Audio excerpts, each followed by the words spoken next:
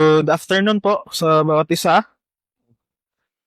We'll continue our lesson. Pang-apat po nating lesson sa 1689.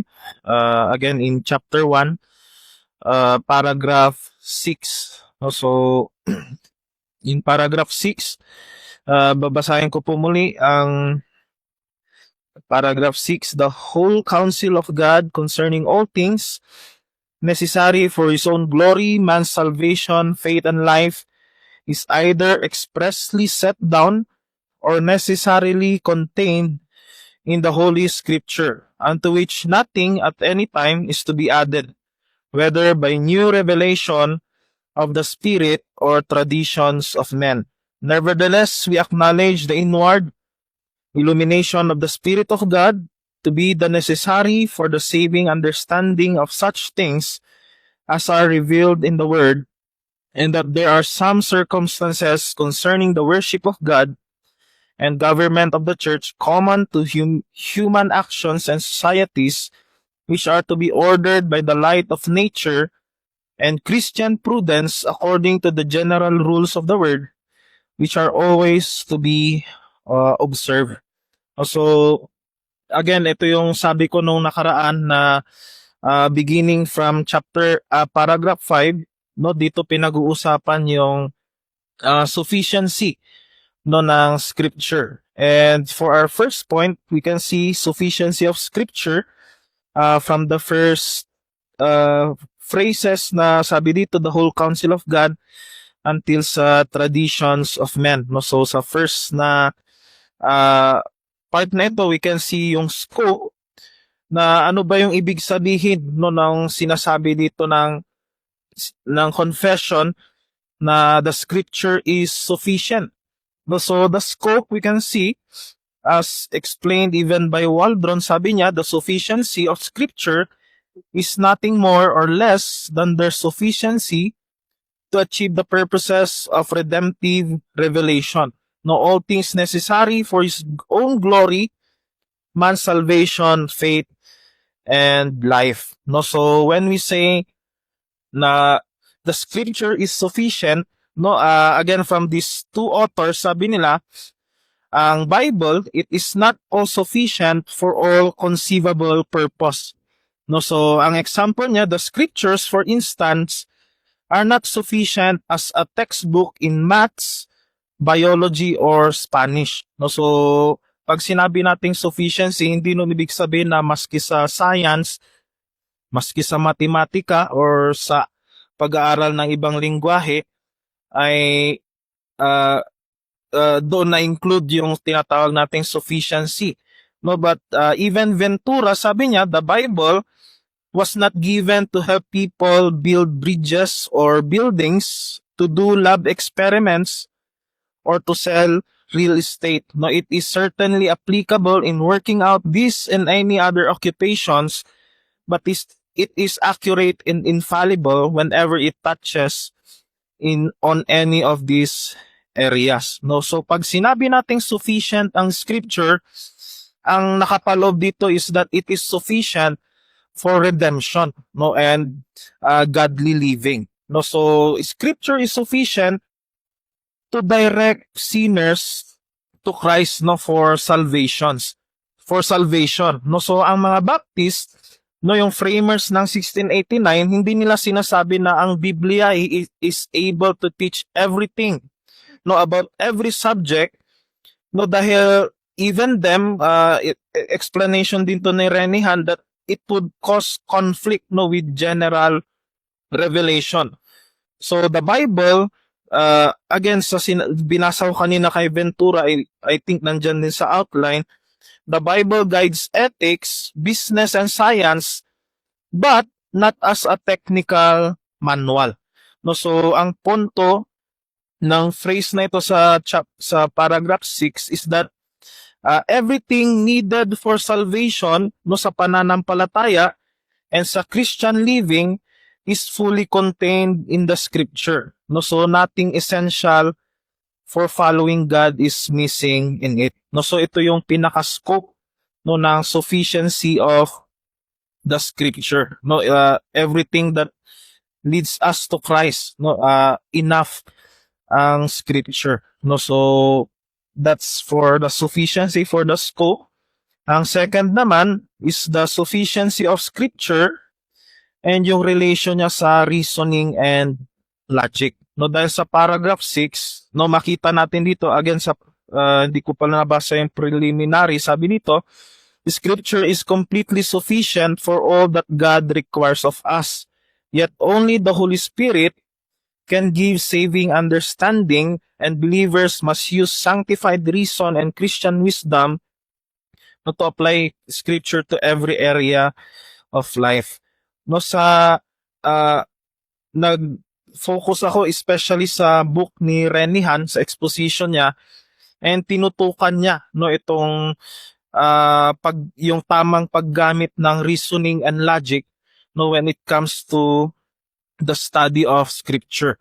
No, so diyan tumutok especially si Renihan, especially sa phrase sa paragraph 6 na necessarily contained. No, so sa sufficiency of scripture and its relation with reasoning and logic, we can see na-state dito yung whole counsel of God. Again, we can see here the whole counsel of God concerning all things necessary for His own glory, man's salvation, faith, and life is either expressly set down or necessarily contained in the Holy Scripture. No, so it reminds us that everything we need to know ay expressly and implicitly found in the Scripture. No, pag sinabi nating expressly set down, nagre-refer to sa mga direct teachings ng Bible. No, example, the 10 commandments, no, na nagtuturo sa atin, do not steal, no, do not murder, you honor your father and mother. Those are expressly set down. No, ito ay mga direct teachings ng Biblia. No, pag sinabi naman nating necessarily contained, no, these are truths that are logically or necessarily inferred from Scripture. No, so it needs logic. No, even if the Bible does not state the exact words. No, so you can read on your own yung explanation dyan ni Ventura next when it comes sa necessarily contained. No, but these words, no, yung expressly sent down and necessarily contained makes up the whole counsel of God, no, na pinag-uusapan dito sa confession. And ito din yung ginamit ni Peter to remind us in 2 Peter 1:3 that His divine power granted unto us all things that pertain to life and godliness through the knowledge of Him who called us to His own glory and excellence. No, pag sinabi nating necessarily contained, no, again, truths that are logically or necessarily inferred from Scripture, no, example nito ay yung doctrine of the Trinity. No, pag nag-aral tayo sa Biblia, no, there's no such thing as na word na Trinity. No, hindi natin yan makikita sa Scripture. Pero pag inaral natin ang Scripture, no, it is inferred there. No, makikita natin, not through even through using our logic and reasoning, that merong Trinity. That there is God the Father, God the Son, and God the Holy Spirit. Even yung word na covenant of grace. No, ito yung mga doctrines natin that are necessarily contained in the Scripture. Even yung 3 offices ng Panginoong Hesukristo, yung our union with Christ, no, yung regeneration through the Holy Spirit, and even yung controversial to some that yung limited atonement. No, yan ay mga teachings na necessarily contained in the Scripture, no, or itong tinatawag nating definite redemption, no, na makita natin explicit sa Scripture that Christ died for His sheep, He loves His own, pero yung logical inference is that His atonement is intended to save the elect. No, so ito yung I hope mas nakikita natin kung ano ibig sabihin ng necessarily contained, na dito yung ginagamit natin, no, yung ating logic sa interpretation ng scripture. No, so concerning this necessarily contained, no, may limang bagay no na pinagtuunan dito si Renihan. Yung una is he compared it with the other confessions, especially sa Westminster at sa Savoy. No, so kaya nag-focus din ako kay Renihan no dahil in-explain niya rin yung reason no kung bakit ito yung sinulat sa paragraph 6. Number 1 is the comparison with other confessions.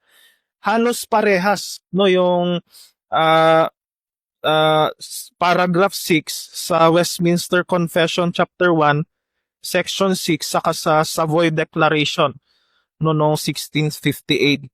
Pero sa dalawang confessions na ito, sa Westminster saka sa Savoy, imbis na necessarily contained yung ginamit nila, ang ginamit nila ay yung word na deduced from scripture. So may mga arguments na pinalitan ng Baptist. No, may arguments sila na binago ng Baptist no yung confession na ito. Pero kung pag-aaralan natin ng husto, magkaiba yung word pero isa yung meaning. No, ang tinutukoy pa rin ay paggamit ng logic or reasoning.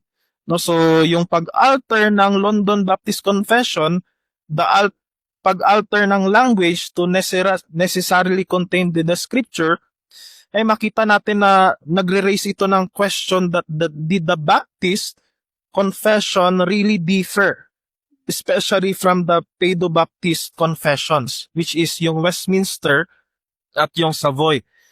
Pero through history, makikita natin na hindi ito yung intent no ng mga framers ng ating confession. Dahil sa historical support no sa paggamit ng logic and reason sa interpretation ng Bible, may makikilala tayong dalawang tao. Ang pangalan niya ay si Thomas Collier at si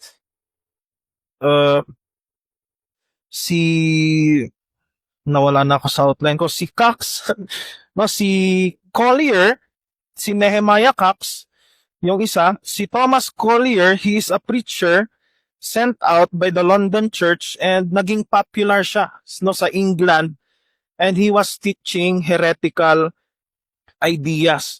No, and he has been planting churches for 25 years no, sa Western England. And meron siyang argument na sinasabi niya, merong phrase dyan na sabi niya, that which the scripture nowhere affirms is unsound and unsafe for any man to affirm. Ibig sabihin, you can't believe anything no unless the Bible explicitly says it. Example, dahil hindi naman sinabi sa Bible ang word na Trinity, ang doctrine na Trinity, wala tayong mahanap na word na Trinity, hindi natin dapat yon paniwalaan. No, so yun yung argument ni Thomas Collier.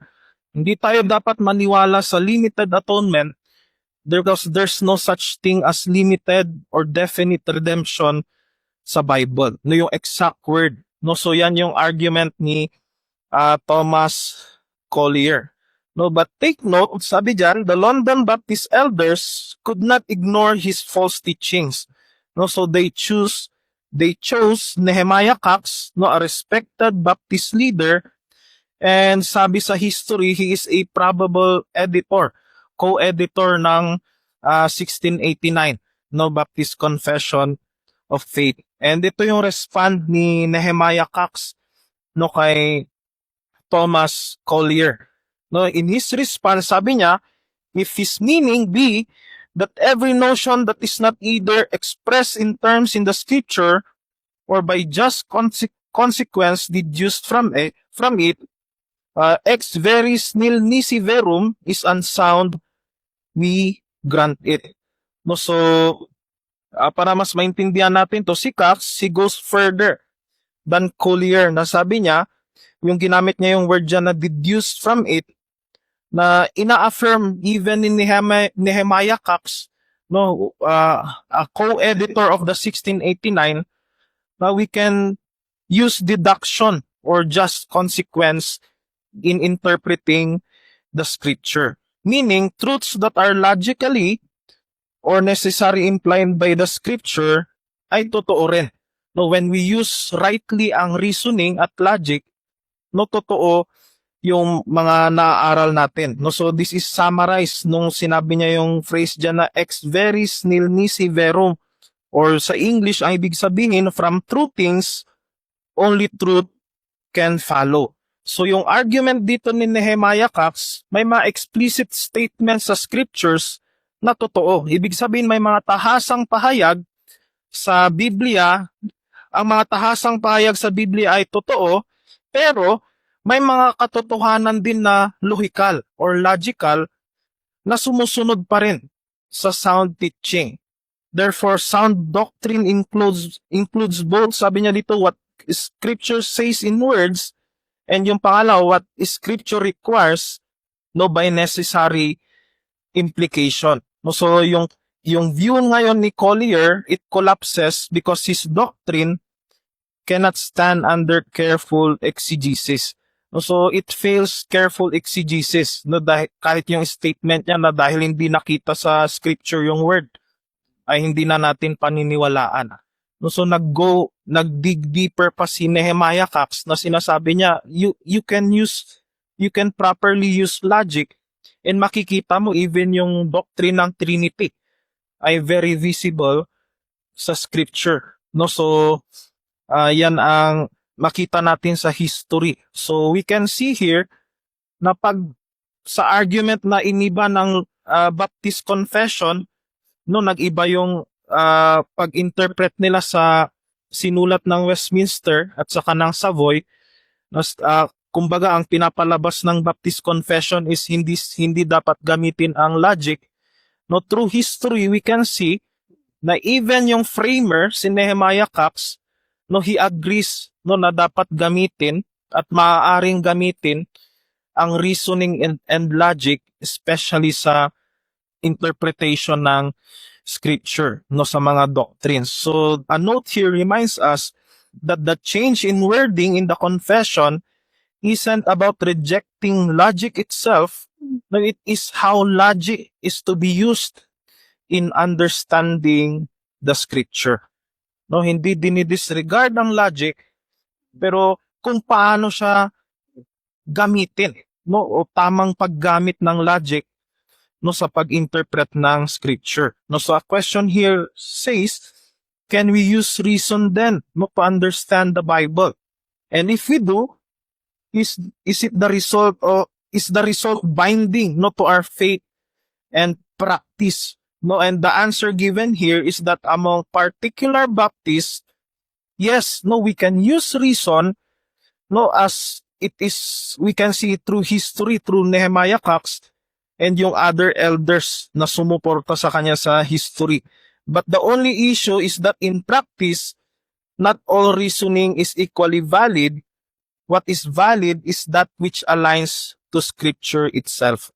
No, so ito yung balance. Hindi lang basta-basta gamitin ang logic, pero makita natin na yung proper use niya is that you use logic, no, na, and as you use it, see to it that it aligns with scripture itself. No, so ang point dito is that the Baptists valued using logic, no, to understand scripture, but they wanted to make sure that the conclusions were fully grounded in what God has revealed. So ito pala yung reason kung bakit nabago yung word, no, sa paragraph 6. No, iniingatan lang nila na kung paano yung tamang paggamit ng logic. No, so pangatlo, we can see here, pagpapatuloy is the proper use of reason in biblical interpretation. No, so noong 1600s, no, theologians discussed whether it's okay to draw conclusions or consequences from scripture. And isa sa kanila si George Gillespie, no, a Scottish commissioner to the Westminster Assembly. And kung babasahin natin yung Treatise of Miscellany Questions, sabi dito, let us here observe with Gerhard a distinction between corrupt reason and renewed or rectified reason. No, so kung itutuloy nyo yung sinasabi dyan, Sinasabi dito ni Gillespie, it is the latter, not the former reason which will be convinced and satisfied with consequences and conclusions drawn from Scripture in things which concern the glory of God and matters spiritual or divine. No, sa proper use of reason or logic in biblical interpretation, may dinidescribe si Gillespie na dalawang reason. Yung una ay yung corrupt reason and yung pangalawa ay yung renewed reason. Ang corrupt reason, of course, cannot fully understand God. No, nakabase siya sa experience, nakabase siya sa culture, or sa personal preference. No, so this can't reliably interpret Scripture. Pero yung renewed reason, ito yung human reason na guided and captivated by faith in Christ. No, it is this faith that allows us to see all the implications of God's word and use biblical reasoning to uncover truths based on Scripture itself. No, so ang point dito, our reasoning then must be submitted to God and Scripture. No, it is faith that corrects and guides our logic so that it would align to divine truth. So sa proper use ng reason or logic, dito pumapasok yung renewed reason na sa pag-interpret, dapat yung nag-interpret is guided by faith. No, siya ay, kumbaga siya ay ligtas, no, siya ay may pananampalataya no sa Panginoong Jesucristo. And this renewed reason helps us uncover truths necessarily contained in the Scripture. No, so si Gillespie, again, sabi niya, consequences from Scripture are of two sorts. Some necessary, strong and certain, and of these I speak in this assertion. Others which are good consequences. No, so may dalawa siyang binabanggit. No, under sa renewed reason, merong tinatawag na necessary consequence, and yung pangalawa ay good consequence. No, so sa necessary consequence, these are those that must follow from God's words. No, they are binding and certain. No, so yan yung ang example nito is they must be accepted, no, because they directly follow from Scripture. No, again, part ng necessary consequence is salvation by faith alone. No, ang Trinity, doctrine ng Trinity, ang doctrine that Christ died for sinners. No, ang example naman ng good consequences, no, these are reasonable na interpretation. It is helpful but not binding. Example, number 1, sa pananamit. No, hindi tayo strict na basta babae dress. No, pag babae bawal nakapantalon. No, hindi ito yung ibig sabihin ng good consequence. No, na we have interpretations na hindi natin siya ibabind no sa conscience ng mananampalataya. No, pangalawa, even sa yung sabi ko sa clothing, sa dietary choices, no, na hindi naman sana tayo dadating sa point na bawal na sa atin yung karne. Dapat gulay na lang kasi yung mga Israelite ganyan no. So bawal dinuguan, no. Pero tignan natin reality yan na binabayin yung conscience ng ibang Christians right now, no, sa mga ganyang katuruan na pagbabae ay even lalaki, no, sinisita kung may balbas, no, sinisita pag mahaba yung buhok, no, sasabihin hindi yan dapat sa isang lalaki. No, hindi tayo ganon. No, even sa yung example ng kung paano manalangin, no, may nagsasabi dapat early in the morning, no, bago pa tumilaok yung manok, nananalangin ka na dapat. No, so part yan ng interpretation na hindi dapat binding no sa conscience ng isang mananampalatay. Even the use of certain worship music, no, na i-impose na natin na any kind of instrument bawal, dapat a cappella lang, bawal ang -1, no. Hindi tayo ganon. No, hindi ganon dapat. No, yan ang proper na use of reasoning, no, yung sinasabi ni Gillespie. No, so a note here reminds us that the Westminster Assembly recognized this distinction, and the editors of the Second London Baptist Confession seems to follow it. They accepted necessary consequence as binding, but good consequences were optional, no, showing careful use of reason in harmony with Scripture. No, so pang-apat is the practical and theological examples. No, so dahil nag-focus ako sa book ni Renihan, of course, ang isang example niya dito ay yung infant baptism. No, so ito yung isa sa argument ni Renihan dito. No, so the Baptist carefully changed the language in the confession.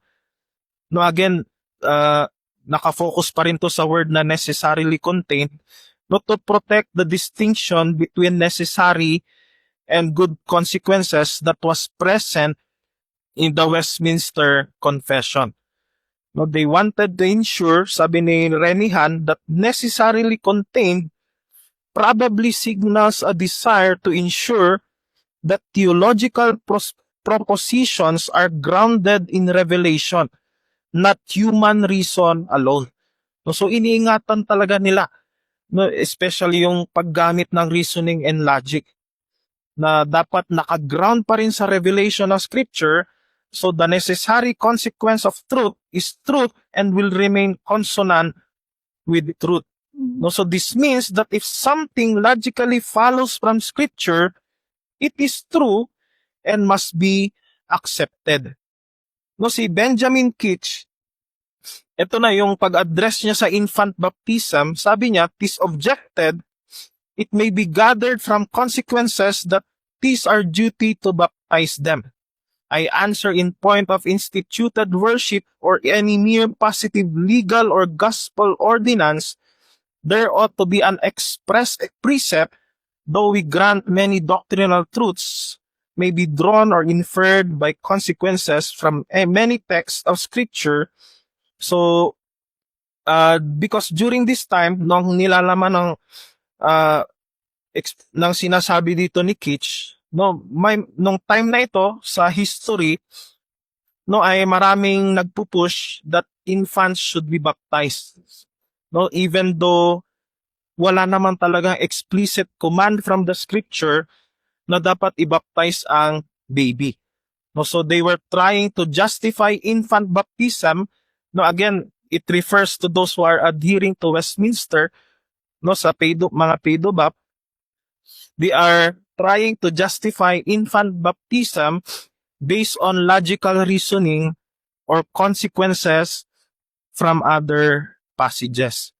No, so again, ang mga pedobap and tayo na creedal, no, may sari-sarili tayong supporting verses, no, para i-prove yung sinusunod na ito na practice.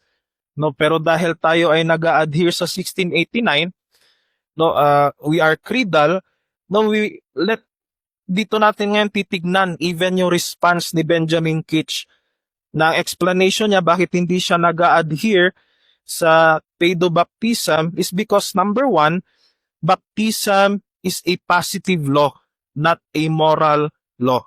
No, pag sinabi nating moral law, it applies to everyone at all times. No, ang positive law, it is a command, no, given to a specific group of people, no, at a specific time within a covenantal relationship.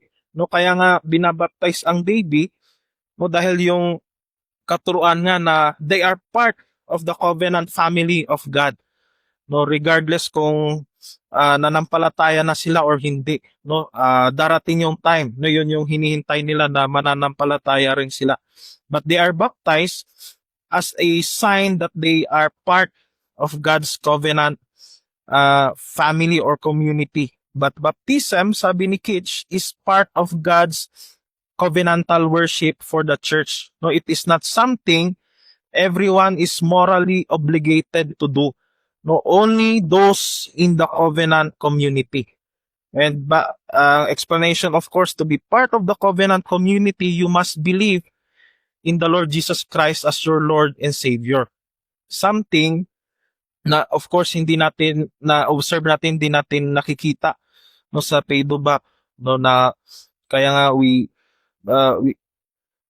yung second pa dito, you need a direct command from God. That's why we don't baptize infant, no, because baptism is a positive law. You cannot just infer it logically. Hindi mo pwedeng sabihin na since God requires faith and infants are part of the family of God, kailangan din silang mabaptize. No, so ang argument ni Kitch, that's reasoning. No, hindi siya explicit command from the Bible. So the Bible must directly command it for it to be binding. And because there are no such command in the Bible that we must baptize infants, ang argument ni Kitch, it is not binding. No, hindi natin dapat sundin or hindi natin dapat yan i-practice. Pangatlo, again, synonymous pa rin siya, baptism is a practice, not a doctrine. Dahil ang doctrine, it is a truth about God or salvation. And these truths can sometimes be inferred logically from Scripture. But ang practice, it is an action or a ritual commanded by God. Example is circumcision, and of course, yung baptism. No, so this cannot be inferred. No, they must be explicitly instructed. Kaya ang argument ni Kitch, baptism is a worship practice. No, part of an instituted worship, and it requires a clear covenantal command, not just reasoning from the text. So, ang note dito, God intends specific commands to be followed explicitly, not assumed through logic. So, ganyan i-argue ng framers ng 1689 kung bakit tayo creedal. No, we are credo back, no, not paido. No, so, ang support ni Kitch ay makita din natin when he cited si William Greenhill. And again, kung babasahin niyo on your own ang quotation na ito, ang ibig sabihin nito, the most important Christian beliefs, yung fundamental, yung necessary, are clearly written in the Bible. No, yung mga core teachings are direct. No, it is expressly commanded. No, very clear yan sa Scripture. They are not teachings that depend on complicated reasoning or far-fetched connections.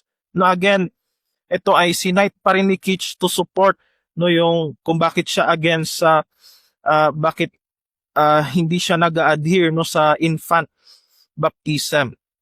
No, dahil ang isang totoong clear command clear din siya na sinasite sa Scripture. No, hindi mo kailangang gamitan pa ng reasoning or logic. No, yan yung argument dito ni Benjamin Kitch, no, sinite niya si Greenhill. And because God made these core truths clear, most Christians agree on them. And these fundamentals are not a long list. The essential beliefs are few, and on matters that are not essential, ito yung reminder sa quotation, Christians should have Christian liberty. So ito yung sinusunod natin na we have the freedom to disagree. No, especially sa point na ito ng practice sa baptisan. No, so again, ang sabi pa dito, we should be careful not to accuse people of fundamental errors when the issue is non-essential. No, kaya hindi tayo nagja-judge no na sa mga brothers natin sa pananampalataya, sisters natin sa pananampalataya na they are believing no infant baptisan. No, dahil even yung warning dito, you cannot accuse someone of error kung yung issue ay non-essential doctrine. No, so yan yung i-take note natin no na kaya nga we have the freedom to disagree. No, dahil magfo-fall din tayo sa extreme no na we accuse everyone dahil hindi sila aligned sa paniniwala natin, especially sa non-essentials, we see them as heretics, false teachers. No, maraming nagfo-fall sa ganyan. No, na to the point that they become legalistic. No, na ang tingin na lang nila sa sarili nila, sila yung tama. No, na nakakalimutan na in non-essentials, there should be liberty. No, there should be, again, we have the freedom to disagree. No, so again, as we continue, sa outline why this matters for good and necessary consequence. Because both Keach and Greenhill agree that fundamental doctrines are found clearly in Scripture. Hindi siya remote, hindi siya complex, na hindi to the point na magsasanga-sanga ka pa ng logic or reasoning para lang ma-explain no yung command na yan or doctrine. But other doctrines is still biblical, may be found by reasoning from Scripture. So the point here is that the confession regarding the 1689 recognizes both necessary and good consequence. No, it is not rejecting either. It is simply making sure that no one adds teachings that Scripture does not truly contain. Kaya nga in-explain ni Renihan that if a doctrine is not contained in Scripture, kahit pa gamitin mo ang logic or reasoning, it cannot be required for Christian na i-practice nila ito or paniwalaan nila ito. No, so again, ulitin ko, no, pag ang isang doctrine hindi siya nahahanap sa Scripture, kahit pag gamitin mo ang logic or reasoning, hindi siya dapat binding no sa isang Christian for his faith and even in his practice. So a note here, yes, reason is important for it helps us to see connections already in the Scripture, but it must not invent doctrines that the Scripture does not teach. So ito naman yung proper use of logic, na ang balance is that hindi tayo mag-iimbento ng bagong doktrina. Kaya connected ang paragraph 6 sa paragraph 10 ng chapter 1. Na again, the supreme judge by which all controversies of religion are to be determined and all the decrees of councils, opinions of ancient writers, doctrines of men, and private spirits are to be examined, and in whose sentence we are to rest can be no other but the Holy Scripture delivered by the Spirit, into which Scripture so delivered, our faith is finally resolved. So again, it explains to us we may use church history, even theologians, councils, traditions, but yung nag-a-align siya sa paragraph 6 that it must always be checked by Scripture. So ang key question is that, is this really in the Bible? Either explicitly or necessarily? If yes, then it must be accepted. Pero pag hindi, then we are not obligated to believe it or practice it.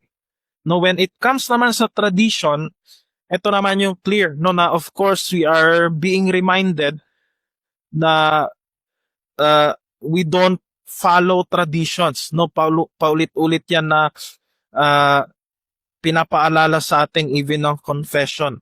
No, we don't follow traditions, hindi natin pinapaibabaw ang tradition over the Bible, pero makikita natin dito yung proper explanation ng balance no when it comes to tradition. No, yung phrase sa paragraph 6 na nagsasabi na unto which nothing at any time is to be added, whether by new revelation of the Spirit or traditions of men. No, so again, the Scriptures already contains everything, no, that God wants us to know, no, for His glory, our salvation, faith, and kung paano tayo mamuhay. And because God's word is complete, no, we are not allowed to add new teachings or revelations beside it. No, pero again, ang tanong dito, paano natin may insert ang tradition? No, ano ngayon ang balance when it comes to tradition? knowing that scripture is the highest and final authority. O paano natin ngayon, ano ngayon ang gamit ng tradition? No, take note, dito sa phrase na ito sa paragraph 6, no, dito hina-highlight yung sola scriptura or scripture alone. Na ang reminder dito ni Renihan, it is not Bible only, but Bible above everything. No, dahil meron ding extreme, no, even sa pag-study ng scripture, na wag ka nang gumamit ng commentaries. No, Bible lang. No, wag kang mag-rely sa ibang sources. No, meron pang chika na. Pero totoo itong nangyari. No, may tinanong na pastor, no, may nagtaka, anong gamit mong sources, pastor? Bible. Hindi ka gumagamit ng commentaries? Hindi. Scripture alone. No, Bible lang. No, kaya mag-wonder ka na lang anong klaseng katuruan, no, ang naipapangaral niya, na he is not relying on these sources. No, yan yung argument ni Renihan dito. Hindi ibig sabihin na Bible only. Wala ka ng ibang sources na gagamitin, pero in the sources that you are using, the Bible is on top. No, it is above everything. No, so sola scriptura did not originate in the Reformation era, but was known and established long before. And itong argument na ito ay makikita ginamit ni Renihan, even si Heiko Oberman, no, sa kanyang book na The Harvest of Medieval Theology, where he beautifully explains what he calls as two forms of tradition. No, yung unang tradition, dinivide niya lang siya by calling it tradition 1 and tradition 2. Ang tradition 1, na ito yung tradition na dapat sundin ng iglesia, is that it is the tradition that comes from what scripture says, and it stays faithful to the scripture. Ang tradition na ito ay ang paniniwala that scripture is the foundation. Ang mga doctrines, no, it comes from the scripture. Ang mga pastors, ang mga elders, they are studying the Bible publicly so that people who are listening to them would judge, no, kung tama ba yung tinuturo nila, no, na they will conclude that these teachers are teaching biblically. No, this tradition protects the church against heretical teachings. No, so ito yung isang tradition na sinasabi ni Heiko Oberman. Yung isa namang tradition na sinasabi niya tradition 2, these are tradition that adds doctrines not found in the Bible. No, especially sa authority ng church. No, we can nowhere found, hindi natin makikita sa scripture that there is a pope, no, na siya yung vicar ni Christ. No, sa pag-develop ng history, no, yung yan yung sabi ko, yung teachings of the pope. No, these are teachings that are added and is treated as equal to the Bible. No, hindi lang yan, yung part ng tradition 2 is yung Marian doctrines not taught in the scripture, transubstantiation, no, extra rules from canon law. No, pag sinabi natin extra rules, mga addition, no, sa 66 books of the Bible, teaching said to be new revelation to the church. No, so ang pinakabuod nito is scripture plus new doctrines or plus new revelation. No, so ganyan siya i-divide ni Heiko Oberman. No, so sa proper use ng tradition, ang tinutukoy niya na the church can follow tradition, ang tinutukoy niya yung tradition 1 that sticks with what the scripture is teaching. No, that studies the scripture exegetically. No, so yan yung tradition na tinutukoy dito. And the reformers accepted tradition 1 for it reminds us that we need scripture as the foundation, but we also need the church help to interpret scripture faithfully.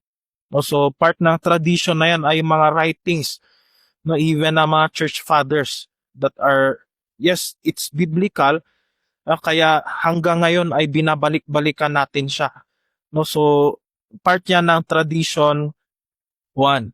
No, so the church studied scripture again. An example of this is the rejection of Christ's divinity or the claim that God appeared in different modes. No, so in history, no, nagstand dyan ang mga church fathers. Nalimutan yung pangalan. Sino to? Yung Contramundum.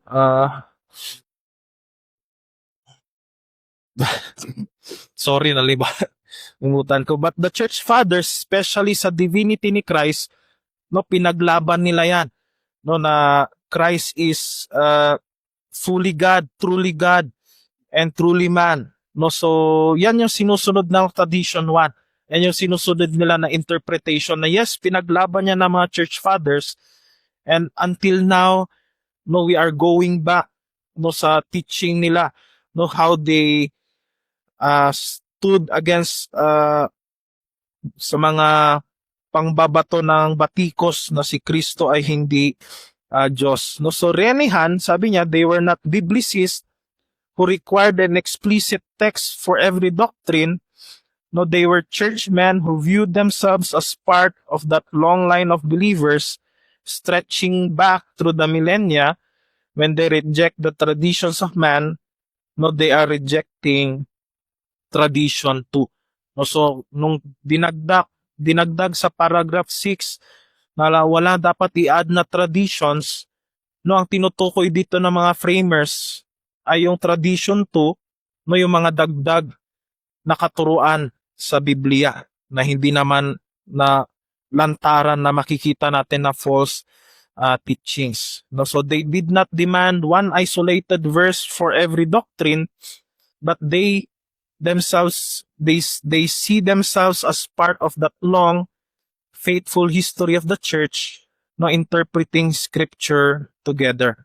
No, so when the reformers rejected traditions of men, again, they were rejecting tradition 2, the kind that adds to the Bible. No, so the point is, scripture is the highest authority supported by faithful historical teaching, but rejecting any tradition that adds new doctrines not found in the Bible. Kaya nga very important that in our study of theology, no, babalikan natin lagi ang history. No, yan yung balance, no, when it comes to these traditions. No, so despite this, no, again, in using logic or reasoning, no, hindi nag-stop doon ang paragraph 6 dahil nililinaw niya na yes, you can use logic or reasoning, but it must be guided by the Holy Spirit.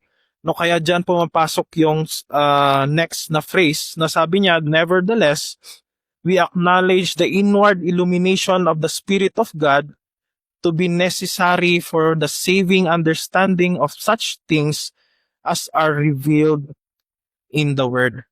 No, so again, there are quotations there by Ventura and Waldron, and it reminds us na sa sufficiency of Scripture, there is a need for spiritual illumination because man, through his own efforts, cannot grasp spiritual truth.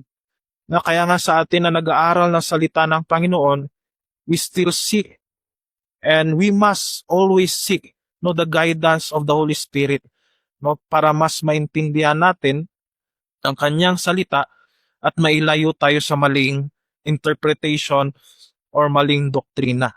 Na nire-remind tayo nito na hindi tayo magtiwala, no, sa sarili nating katalinuhan, no, kahit ikaw na siguro ang pinaka-logical na tao sa mundo, no, hindi mo pa rin may interpret ang scripture ng tama kung wala ang tulong ng banal na espiritu.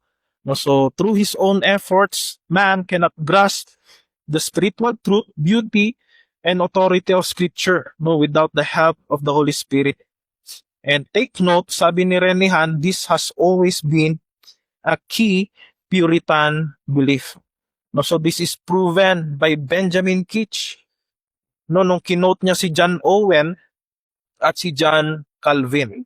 No, si Owen sabi niya, let it be granted that all who are really converted unto God by the power of the word have the infallible evidence and testimony of its divine original authority and power in their souls and consciences, that they thereon believe it with faith divine and supernatural as parts of the same divine testimony. And it reminds us that upon conversion, the Holy Spirit gives us inner certainty that the Bible truly is God's Word. No, si Calvin, no, sa book ni Kitch na Tropolohiya, no, sabi niya, let this remain and be achieved as an established truth that those from the Spirit had inwardly taught those solidly acquiescence acquiesce in the Scripture. So it reminds us that only those taught by the Spirit are fully convinced of Scripture's truth. Ibig sabihin yung mga tao lamang na merong Holy Spirit, no, believers are fully convinced of Scripture's truth. No, so this matches with the confession sa chapter 14, paragraph 2. And itong paragraph 2, it reminds us of what we call circular relationship. Una, Scripture produces faith, and yung faith na yon, it recognizes Scripture as God's Word. So yun yung tinatawag nating circular relationship, no, when it comes to the Holy Spirit illuminating a person, no, a believer. No, it produces faith, yung Scripture, and that faith recognizes Scripture as God's Word. Kaya nga very important yung sa Second Helvetic Confession na nire-remind tayo, that's why preaching is so vital. Dahil sa preaching, sa Second Helvetic Confession, sabi niya, the preaching of the Word of God is the Word of God. Therefore, when we hear faithful preaching, no, it strengthens our faith because the Spirit uses the Word para magtrabaho sa atin. No? The Spirit is working in us through the faithful preaching of God's Word. So, yan yung short na explanation, no, sa need for spiritual illumination. No, sa last part, pang-apat, panghuling punto, is the sufficiency of Scripture in the place for Christian prudence and right reason. No, again, the paragraph 6, last part, sabi niya that there are some circumstances concerning the worship of God and the government of the church common to human actions and societies, which are to be ordered by the light of nature and Christian prudence according to the general rules of the word, which are always to be observed. Ibig sabihin nito, hindi lahat ng practical details sa worship and sa church life ay sinulat sa Biblia. No, hindi clear. No, wala tayong clear na sa mga practical details na kung paano natin gawin ang worship. No, walang practical details na ito yung gawin nyo. No, sa pag-umpisa ng alas 9 ng umaga, ito kaagad. Yan. No, walang ganon na nakasulat sa Bible. No, so God expects, kaya ang reminder dito sa last phrase ng paragraph 6 is that God expects us na gamitin yung wisdom natin, yung reasoning natin, yung common sense natin, of course, under the guidance of the Scripture to decide on these matters, no, sa mga practical details ng ating worship. No, dahil ang reminder dito, circumstances are technical. No, it refers to details that are part of doing worship but not part of the actual elements of worship. No, so ang very clear na tinuturo sa Bible na elements dapat ng worship is una, prayer, reading of the word, and preaching. Sa other details, doon na pumapasok yung paggamit ng wisdom, common sense, of course guided by the Scriptures. So elements are fixed by Scripture, yung mga circumstances ay hindi. So sa Oxford English Dictionary, sabi niya, concerning these circumstances, it is an accessory matter, a matter appertaining relative or subordinate, a particular or a detail. And si Owen, no, sa book niya na Eshcol, Cluster of the Fruit of Canaan, ang pinakabuod ng sinasabi niya diyan, we may only use wisdom in things scripture allows, no, not create new acts of worship. No, again, sa isa pa niyang book, Truth and Innocence Vindicated, we can see here na ang tinatawag nating circumstances, it includes the time of worship. No, so ito yung kailangang gamitan ng wisdom and logic. No, kailan mag-uumpisa ang service? No, anong oras ang worship service? Gaano kahaba ang service? No, ginagamitan niya ng wisdom. Pero again, yung extreme nga na may mga iba na sa circumstances na ito, ang command nila 30 minutes lang. No, pastor, pag sumobra ka 30 minutes, bababa ka sa pulpit. May barang elevator. May ganon talaga na kaya nga sa mga big churches, of course, hindi yun reform. No, may oras talaga. No, yung oras na yun, may time, doon nila nakikita ng speaker yung time limit niya. I believe hindi yun walang wisdom doon. No, na hinihinder mo yung pag-preach no ng salita ng Panginoon. No, so naka-decide diyan yung length of service. No, gaano kahaba ang preaching? Saan ang gathering? Saan ang place of meeting? Ilang kanta ang dapat kantahin? No, yung iba, mahaba si pastor mag-preach, isang kanta lang. Ganon yung mindset ng iba. No, again, sinasabi ko to para makita natin na hindi yun, yung mga ganong reasoning ay walang ka-wisdom, no, na hindi siya aligned yung reasoning nila sa scripture. Na isa lang kanta mo kasi mahaba preaching. No, damihan natin yung kanta kasi 30 minutes lang yung preaching. No, ito yung dapat gamitan ng wisdom. No, ito yung mga circumstances. No, how do we organize Sunday school? Paano ba i-deliver ang sermon? No, of course, expositorily. No, hindi naman no, alam na natin yan. How the church should arrange meetings, no, business meetings. Yan yung mga circumstances that should use wisdom and logic. No, even the organization of responsibilities in a church. Then again, ang elements of worship, number 1, the light of nature, which speaks of general human reasoning and common sense. No, so Christian prudence is wisdom shaped by scripture. And number 3, the general rules of the word.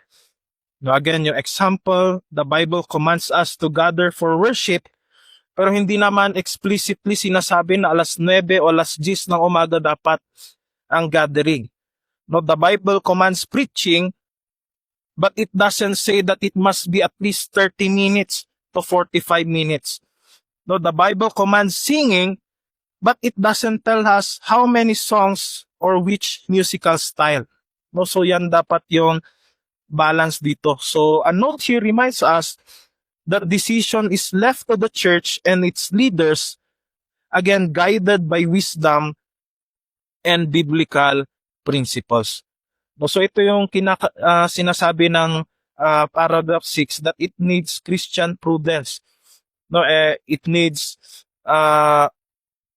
wisdom, no, na pag-isipan, right reason sa mga ganitong decisions sa worship. No, so the warning here is this freedom never means inventing new elements of worship. No, we must not add things that God did not command, because that would undermine biblical worship. Also, elements again of worship fixed by scripture, it cannot be changed. But circumstances of worship, it is flexible, determined by wisdom under biblical principles. Also, doing this would keep worship biblical, orderly, edifying, just as God commands. No, when we use Christian prudence and right reason when it comes to the ordering of worship, no, it would be edifying to each one. It would be in order and it would follow what Scripture commands. So as I end, since the Holy Spirit alone makes all sufficient Scriptures truly effectual, earnestly seek His daily illumination and steadfastly reject all confidence in mere human wisdom. So here are sources, no, kung gusto nyong mas mag-dig deeper pa dito, si Renihan, Ventura, and Sam Waldron, no, sa kanilang exposition na 1689. So that concludes my lesson sa paragraph 6.